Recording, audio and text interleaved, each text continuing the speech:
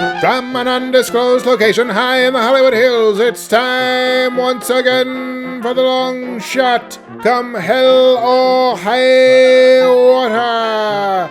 Tonight's episode.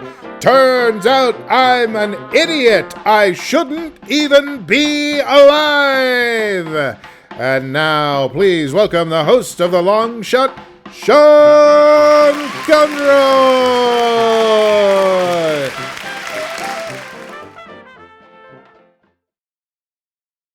Thank you so much. Good afternoon, good evening, good morning, good noon, good night, good day, good dawn, good dusk, good desk. Welcome to The Long Shot. It is a podcast. I am your host. My name is Sean Conroy. With me on the show today, the light at the end of the rainbow, Miss Amber Kenny is here. Hello. That's a new one. You're creating new phrases. You're like Shakespeare. I am very similar to Shakespeare in a lot of ways. Writing plays over the course of the pandemic, all that sort of thing. Wasn't that a whole thing for a while that Shakespeare did some, wrote Romeo and Juliet over the course of the plague is what, yeah. I think I mentioned this last episode where I'm rewatching Succession and Jeff is watching it for the first time. Getting ready to watch the next season. Yeah. Mm-hmm. And we're in season 2 now, and there's an episode where I won't go into too much detail, but I swear it relates to what we were just talking about. Yeah. Where they meet with the other family, the more kind of liberal news family. Uh-huh. And they start dinner and the cousin does a Shakespeare monologue as the sort of blessing. And at the end of the episode, the father, the patriarch, Logan, right? Yes. Logan Roy. He's like, here's my favorite Shakespeare quote: "Take the fucking money." And he walks out. I don't know. I just remember, like, when we're quoting Shakespeare. Yeah, and that may actually not be a real Shakespeare. Shakespeare may not There's have. Literally no way to know. I think that was maybe Twelfth Night or Midsummer Night's Dream. But yeah, he's a bit of an asshole, that guy. All right, so Jamie not here, Joe Wagner not here, as usual. Life goes on as it does, as we've all sort of come to terms with over the course of the last going on 2 years now.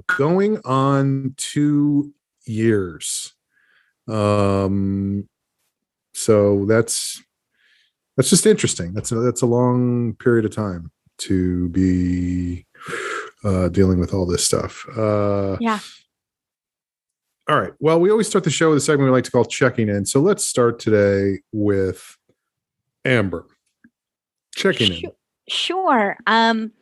Just because now it has become a regular segment of the show, and it feels like people are. We might have to change the name of the show. just Smudgy. Yeah. But this will be minor because I truly don't want to talk about him the whole time. I'm looking at him right now. But over the weekend, our trainer, the boarding school, the dean of Puppy Harvard, texted us a couple of times. I think I mentioned that last episode, like checking in with us. And I thought you guys have a text relationship. Yes. Yeah, but he texted a few more times over the weekend in a way that I don't know how to take it, where I'm like, this is really sweet. Should we be concerned? Like, should we not have taken the dog home? Like, why are you so desperate to know how he's doing? Mm-hmm. I don't know. But do the words ticking time bomb mean anything to you? Well, he's like, sorry to bother you, but like, how is Smudgy doing? I need, like, please keep us updated. Send videos if you need to. Like, we're here for you. And I'm like, just picture him in the war room up there, like right. everybody's got their things on. And he's like, do we have eyes on Smudgy? Who's got eyes? No, sir. Not right now. And then he's been a little bit challenging the last couple of days. Yesterday was probably the absolute worst, where he decided to just cry all day long. And it was boy, Chinese. I know how that is. He's singing my song. But it was Chinese water torture for me. Like it was this high pitched noise directly next to me the whole time I'm working. And like, you don't want to give him attention for doing it because that's rewarding him. Mm-hmm. But which is what he wants. Right. And unless he had like a tack in his foot. Well, that's the thing. It's like, is something like, could you just tell me what do you want? But he just was having a bad day, and my nerves were shot. Like I found myself, I started to be shaky, and I was really stressed at work, and I was like, oh, my job's so stressful. And then I zoomed out and really looked at the tasks I was doing, and none of them were that bad. It was just hard to do them while someone was screaming next to me all day long. Yeah. It was unnerving. But that said, today he was an angel. So we have good days, we have bad days. And to that point, Jeff today was like, I'm going to try putting on and taking off a leash. You film it so that we have the dog. Yes. On Mr. Smudgy. So we have documentation of, like, he basically was like, let's see how horribly this goes. And then we have it on film and we could send it to the trainer. Do you need a narrator at all? I like a wildlife narrator, like a, because you know how those films always have somebody who's like, at this point, the owner of the dog places the leash gently over the dog's head, around his neck. The dog objects. The dog is clearly upset. Well, today I don't know if he knew the camera was on, but he was like, perfect angel. Like, he was like, yeah, take it on, take it off. And we're like, okay. So I sent it to the trainer. So now he's like, yeah, you guys are doing great, I guess. All right, guys, we're shutting the war room down. Smudgy is fine. Everybody go home. But yeah, that's the mini Smudge update. It's still challenging. So what was you said you were concerned by this guy's texts. What was the tone of the text that made you? Well, it wasn't the tone, it was the frequency. I see. And the fact that he is a business owner, and like there's a lot of other dogs there, and he's in high demand, and like, yeah, but aren't all the other dogs just German shepherds sitting in an amphitheater? Yeah, doing perfect. Yeah.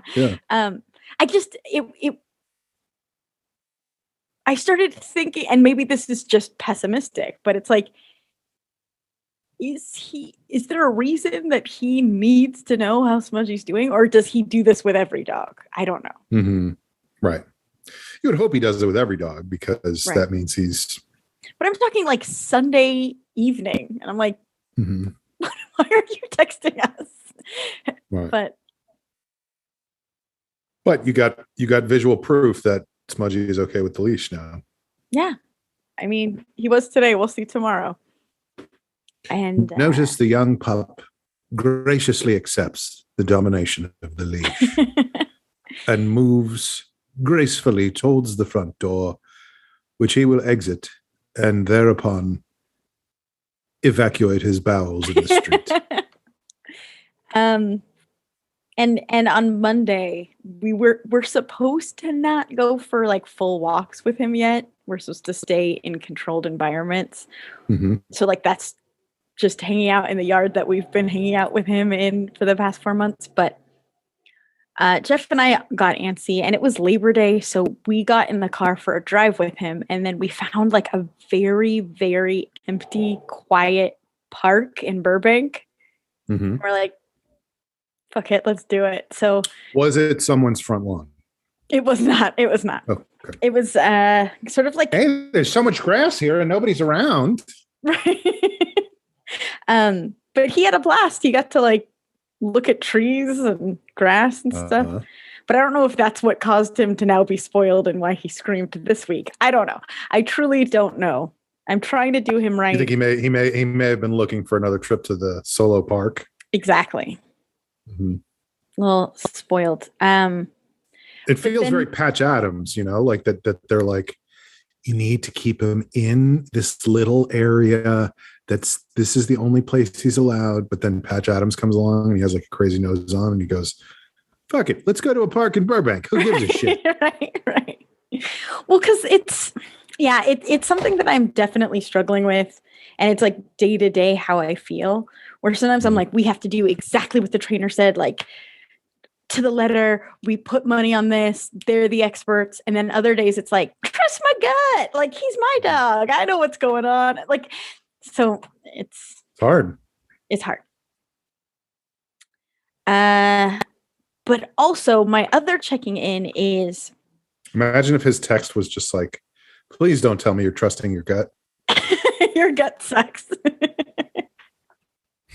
Oh, but also that training center and the woman who works in the front desk who was sending me the most smudgy updates while he was in school, both started following me on Instagram. So I'm like, okay, they really want to know how he's doing.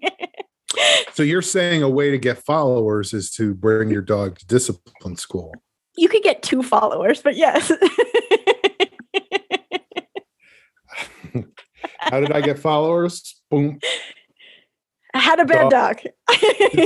Cool. See what do they say? See the blurb for more info. Yeah. The link tree. Yeah. But my other update is, so work is stressful in the sense that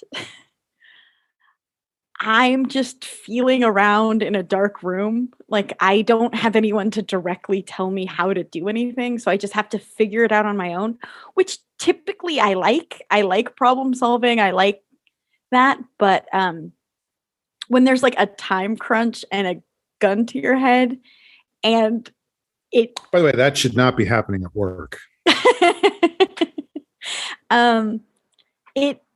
It's like, I wish I just knew what even program to use for this. Like, I don't have time to guess. I don't have time to,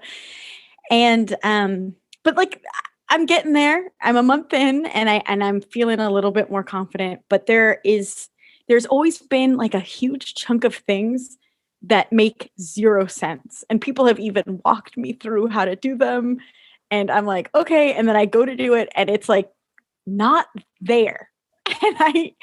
And there's not really anybody you can go to and say, what is this? And I don't want my boss is so busy. Mm-hmm. He is doing like 1,000 times more than I am. And I also don't want him to think that I am a stupid person, being like, you know, that thing you just told me how to do? How do you do it? Because I don't see it. So I was going to say, I think you and I, Sean, have a similar problem. Instead of assuming that there was something wrong technologically or with the directions I was given, it's just like, well, I'm dumb. I can't figure this out. It's my fault. I am flawed. I am a human being, and I am bad at being human, even much less bad at doing this job. Exactly. So I just kind of 100%. Resigned myself of like, you know, a month ago I thought I was pretty bright. Turns out I'm an idiot. Oh well. Like that's where I landed. And it's so in the weeds and it's so boring, but there's Facebook and then there's like business Facebook manager, which I have access to because I'm running a business Facebook account.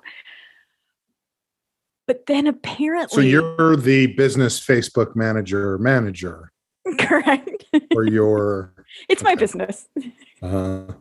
But apparently there's like a third business help portal Facebook. Of course there is. That I didn't have access to until 5:30 today. I've been doing this job for a month being like, I don't know what the fuck people are talking about. And they're like, couldn't be easier. You just go, ba-doop, ba-doop, ba-doop. And I'm like, oh, sorry, you got to go in this room over here. Yeah.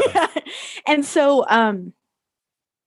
yeah, I have it. And it's like trumpet sounded. And it was the kind of thing where I don't even feel, I would have no idea that I needed to even ask for access to that.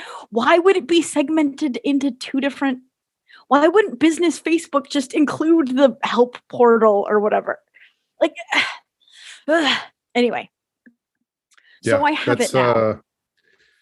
That's the thing with social media, is that it feels like you're solving a puzzle whenever you're trying to do anything. Like, do I promote this thing on this, or do I put this on that and have it go to this? And do I connect these two accounts? And fucking nightmare. It's crazy. It's crazy. And but now you have it. So now you're the Facebook business page manager. Portal help desk. Yeah. Right. Well, we'll see. I haven't gotten to fully even explore that portal, and I'm sure I'll find new nightmares within there. But I mean, there was one specific task that I was trying to do for 3 weeks that I was just like, I got the directions. I have like, I even got a walkthrough from someone, and I was like, those menus don't exist for me. Like, I don't have those buttons, and I don't know if I'm being looking in the wrong way but anyway, so it just makes me feel better that it's like, but now you did all that stuff. Well, now I have access. Well, I got it right before closing. I don't know why you're here if you haven't done it yet. But yeah, so, and I told my boss, I was like, oh my, holy crap, makes so much more sense. I honestly thought I was an idiot or losing my mind or something. And he's like, oh, that's terrible. I'm so sorry. Well, that's funny because I've had that experience myself, not to that degree, because who gives a shit whether what I'm doing works or not, but just in terms of posting show notes to this show on my blog, which I have basically stopped doing, by the way. So everybody should know that I have stopped doing that because I realized two things.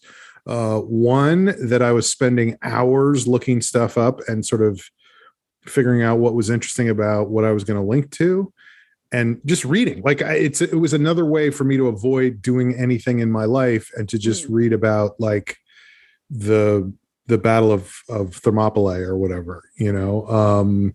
And the other, what's that? You enjoy that. I do, but it means I'm not doing all the things I need to be doing. And then the other part of it was I realized, because I can see statistics on my website of like how much traffic stuff is getting. And so I'm looking at it and I'm like, oh, 8 people looked at this. Is it worth me spending 3 hours of my life looking up all this stuff to entertain those 8 people? And no offense to those 8 people, but you're great. No, absolutely. It is not worth that. But the point I was going to make is I had an experience a few weeks ago, and I've had this a couple of times, where I wrote a whole thing, and I don't have one of my problems is I don't have a good, I hate to start using corporate speak, but I don't have a good workflow. So I'm like, I'll write it in Word and then I'll transport it into my blog, and then I'll clip all the links and I'll put the links into the, the whatever. It's like a long process. So what happened was I did the whole thing and I was like, okay, let me publish this to my website. And somehow, instead of publishing, it saved it to the drafts folder.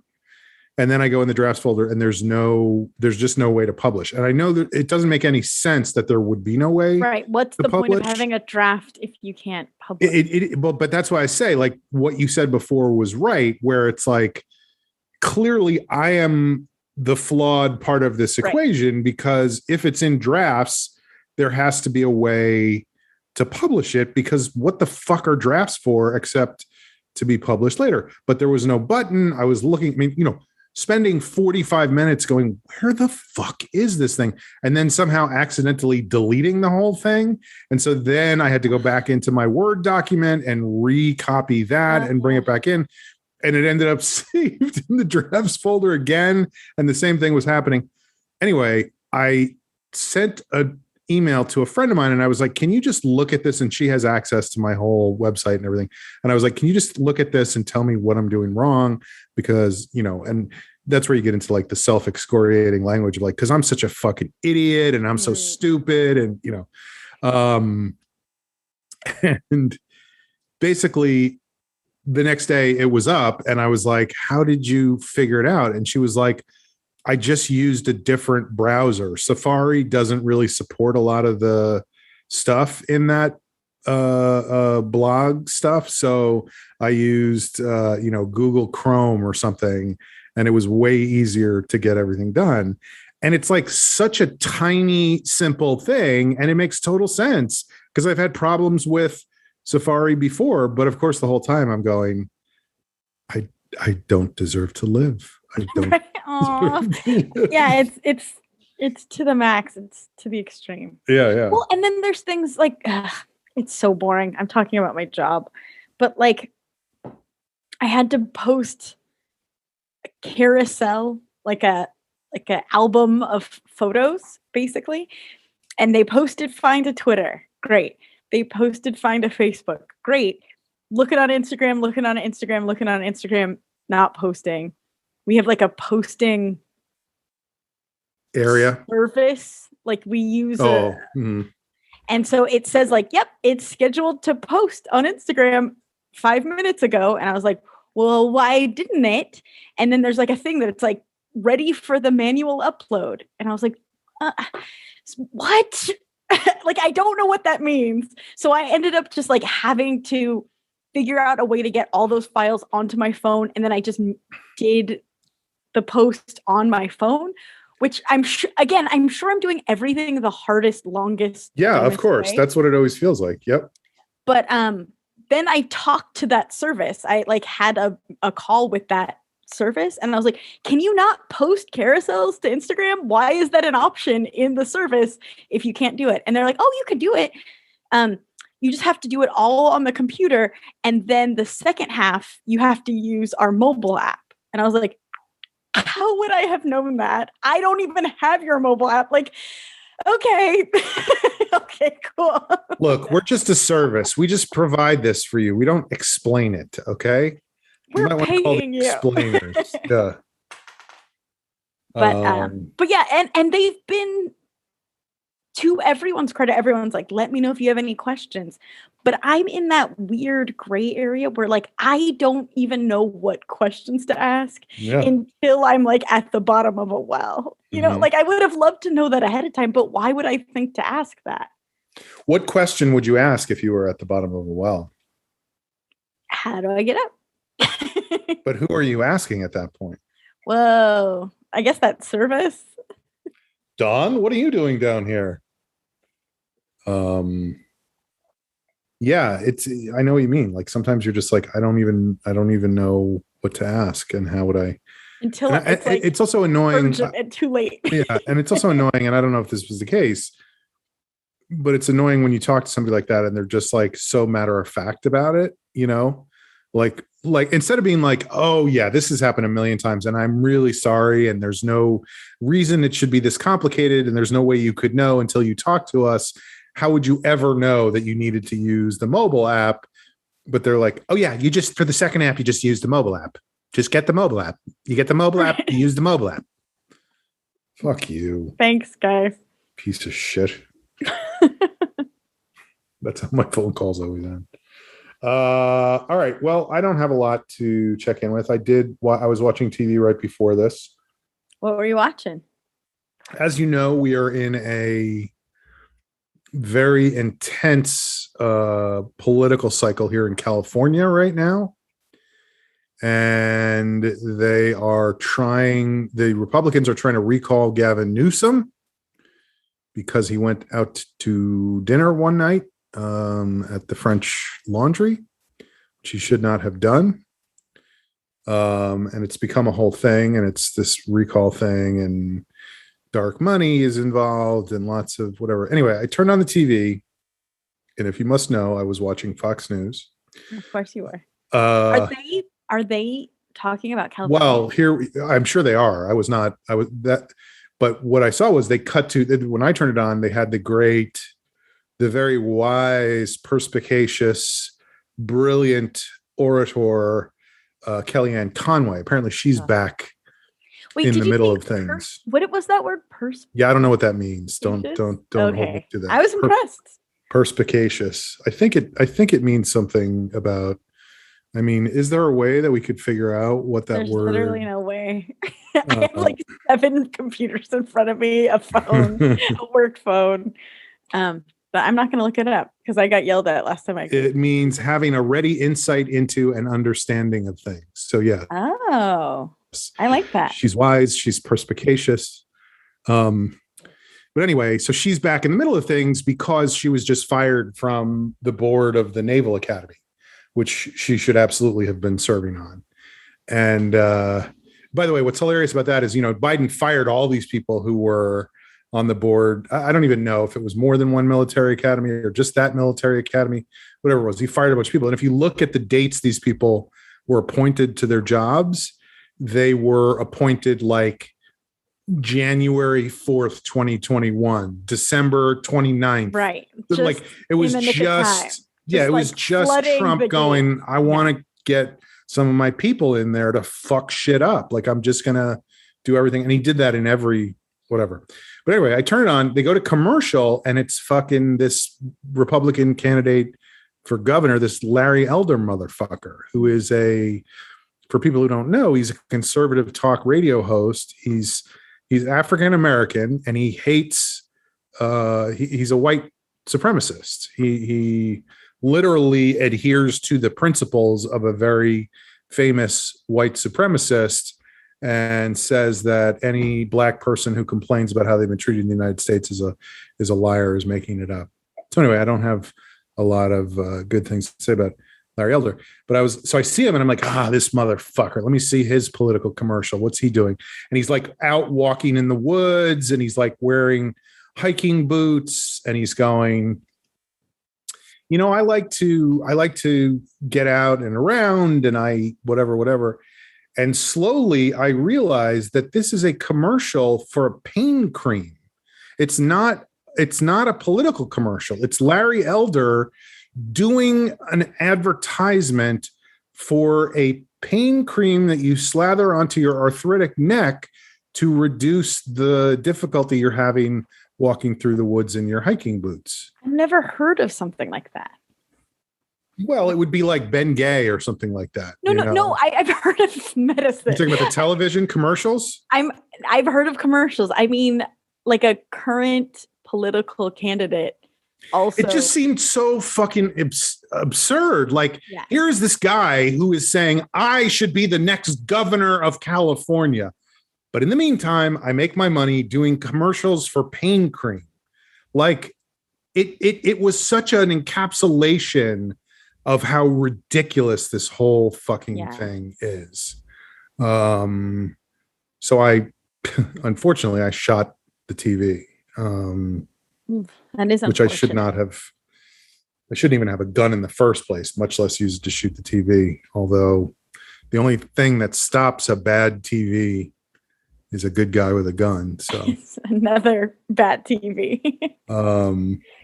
No, I mean, I really don't have a lot to say this week. I was saying to Amber before we started, I haven't felt good all day. I don't know what's going on. I feel sick or something. I feel like I have like a, yeah, I get it. You hear him?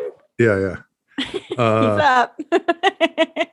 That's like all day, every day. I feel like I have a fever or something. Oh, I'm not sure. And, of course, immediately your mind goes to, do I have COVID? And it's not that, because I'm not coughing or any of the symptoms of COVID, and B, I do have a pulse oximeter, and I check my oxygen level, and it's completely normal. So it's you do have a pulse oximeter.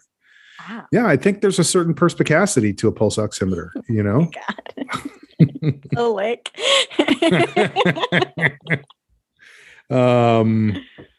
So anyway, I just not in a creative place right now. Well, take care of yourself. But I know what you're saying, because I didn't feel well a couple weeks ago, and it was mild. It was like, I feel slightly not well. Mm-hmm. But in this landscape, it's like hard to not be freaked out about that. Yeah. Yeah. I mean, that was where my mind immediately went. Like when I woke up this morning, I was like, I don't feel good. Do I have COVID? That was the first thought that came into my head. Of course. It actually reminds me because, another thing that we haven't really talked about ever is that we're about to celebrate the 20th anniversary of 9/11, which was a kind of a crazy time in New York. It feels like every time I turn on the TV, there's a new documentary from somebody else talking about what happened on 9/11.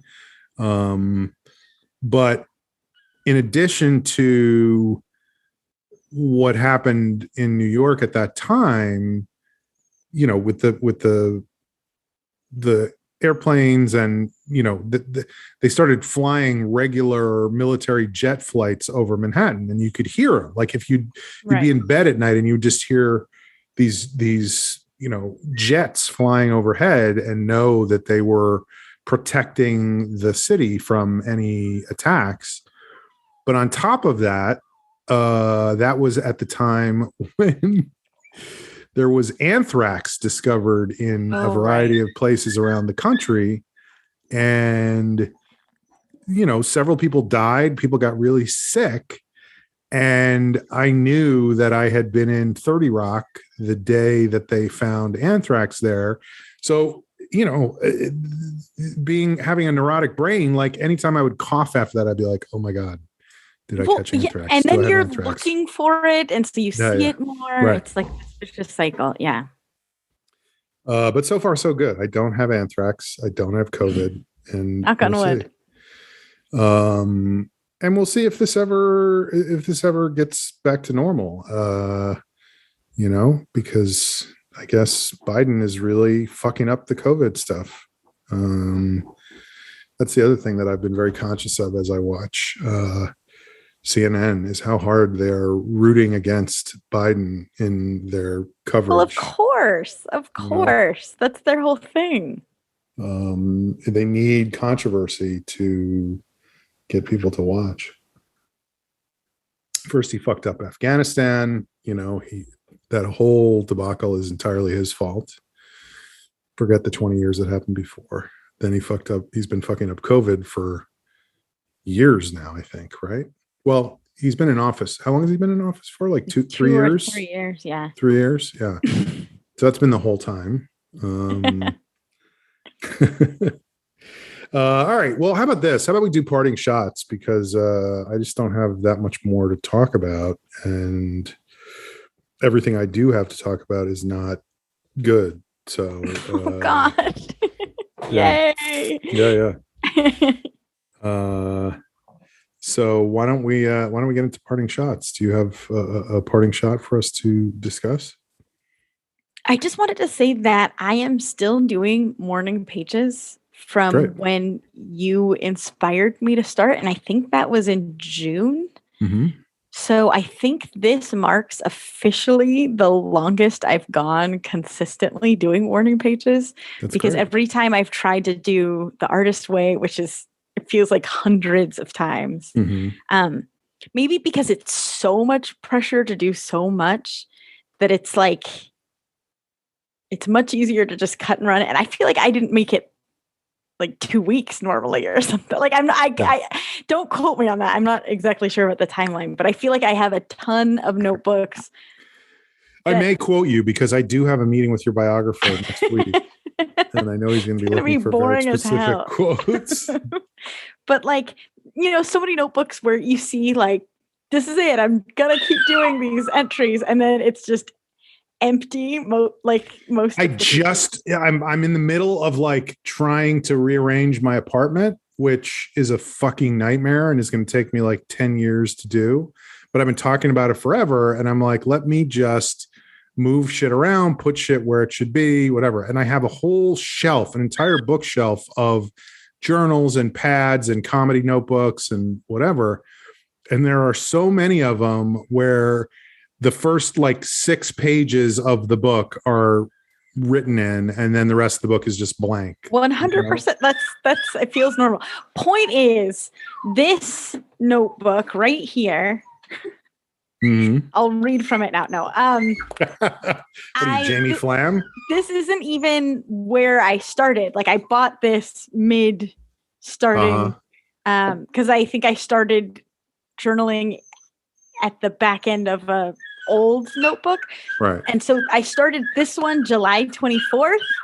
And by the way, I think Smudgy does not care for the podcast. I know. Wait, I apologize to everyone in advance. All right. We got to be a little assertive. Yeah. Amber Girl's learning how. But yeah, I'm going to fill up this whole notebook. I'm so close. I'm like a few pages away and I can't believe it. And clearly you must feel like it's helping in some way. Yes and no. Like, I don't know if my life is, so, well, I had it out because we were about to record the podcast and I was like, what can I talk about? What's been on my mind lately? And so but it is fascinating because I was just skimming it a little bit. And it's like a week ago, my head was in a completely different place. And there's something nice and healthy about realizing that everything is temporary. Even like this big feeling that you're feeling now will feel like I felt like that. And it was 7 days ago. So I guess that is good. I think there's some things that I'm just like being able to, they always say, they always say that like anxieties are the biggest monster in your head, and just releasing them either verbally or on paper, they instantly sort of contract. And so I'm finding that as well, because there's some thoughts that if it was just jangling around in my head, it would probably it's bigger and bigger, and it'd be doing more damage. And now I'm able to just like, okay, that's happening and moving on. That's happening and moving on. And yeah, I still, I don't know. I feel like I need to be more creative in general, truly, but I guess this is a good first step. Right. Do you feel like you are dreaming more or remembering your dreams more while you were doing these morning pages at all? No, it's an interesting question. I feel like I was remembering dreams a little bit, but no, I don't really remember I sleep so hard and deep. Like it's just blackness. I don't really dream. So if I do dream, it's notable and I tell people and it's probably really boring, but it's because it happens so infrequently for me. Right. When you do pages, do you remember your dreams? I just remember that experience when I was doing morning pages years ago where because you're able to transcribe them right away, right? Maybe that was part of it, but it wasn't even like I was writing them all down. I was just like very aware of the fact that I was way more active while I was asleep in my brain. Oh, whoa. If that makes any sense. All right. Well, cool. Okay. So here's my parting shot. And you know, again, it's not fun. It's not, you know, whatever. I saw that Patton Oswalt, friend of the show, comedian, canceled his shows. Best friend of the show, canceled his shows in Florida and Utah because they would not require people to show proof of vaccination at his shows. That seems and he fair. said, he said, if they're not going to do that, I'm not going to perform there, you know, whatever. A little while later, somebody tweeted, and both of his fans were so disappointed. I saw that. So there's like a big zinger there. Like it wasn't like Patton was addressing this to this particular individual. It wasn't like Patton was in a scuffle, a Twitter war with somebody. Patton just said it. And then this person who, full disclosure, was Senator Ted Cruz, one of the most important people in the country, feels like the thing he needs to do is fucking take Patton Oswalt down a couple of pegs. And it just made me think about how fucked up everything is at this point, that there is a whole side of the political discussion that isn't about any policy or making things better for people or helping people, which is what I always understood government to be there for, was to improve people's lives, really. But he doesn't see it that way. He sees it as a way to fuck with the motherfuckers who don't like him. You know, it's like it's shit posting. Like it's a 12-year-old's version of the internet, and now it's the people who are in charge of the country see it that way. And I do attribute it partially to the fact that Trump was so successful with it, and that's all he did. But now Ted Cruz and like Rand Paul is another one who just posted a photo the other day of himself in a gun store looking at a bunch of guns that said, "I'm just looking at all the guns Biden is going to try to take away from us," or something like that. And it's like, all he's doing is trying to appeal to the fucking assholes. Yeah.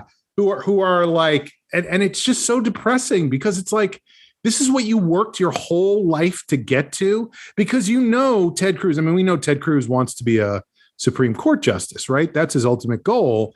But he definitely worked his ass off to be a senator from the time he was in high school, I would assume, because that doesn't just happen. Like, you don't just show up and go, I fucked around a bit in my 20s and 30s, but I think maybe I'll run for Senate. It's like, that was a specific path that he chose in life. He chose that, and now he has decided that the best way he can execute that office is by going after Patton Oswalt on Twitter. And isn't there a better way to spend your time when you're a senator in the U.S. government? Now, you could make the argument that he's not even posting that himself, but I would counter that by saying, I bet he fucking is.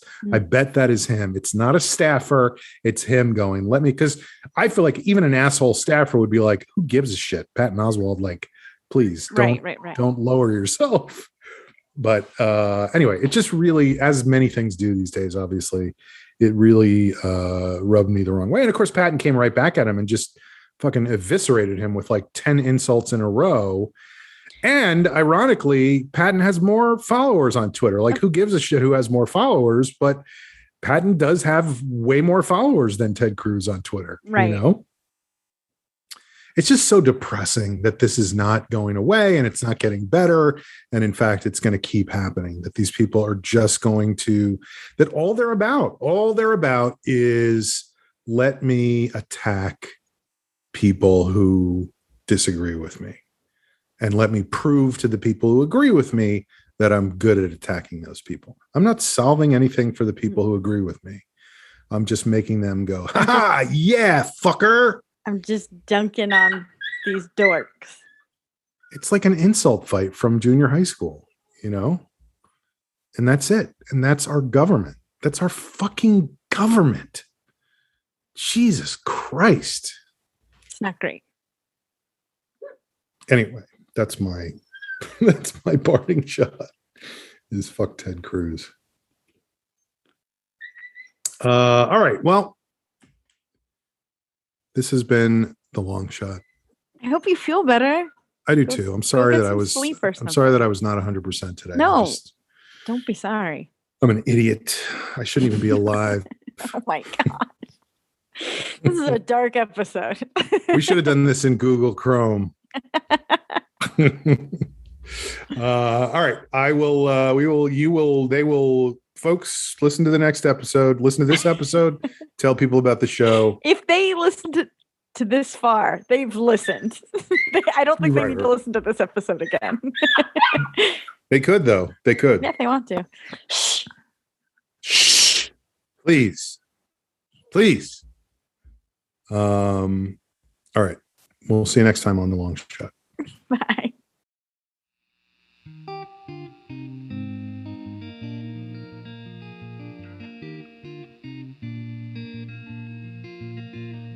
Well, I will not know you, whoever you are, and you'll be all in with the slots and the sin and we'll go to my car. And if I start falling down to the ground, and if I remain and you cause me that pain that I've heard all about, well, I will not hear you, your shuffling song, with your hooves on the ground and my teeth in my mouth where they won't stay for long. And I will start weeping and swinging at you, but not do I know that the faster I go means the less that I do.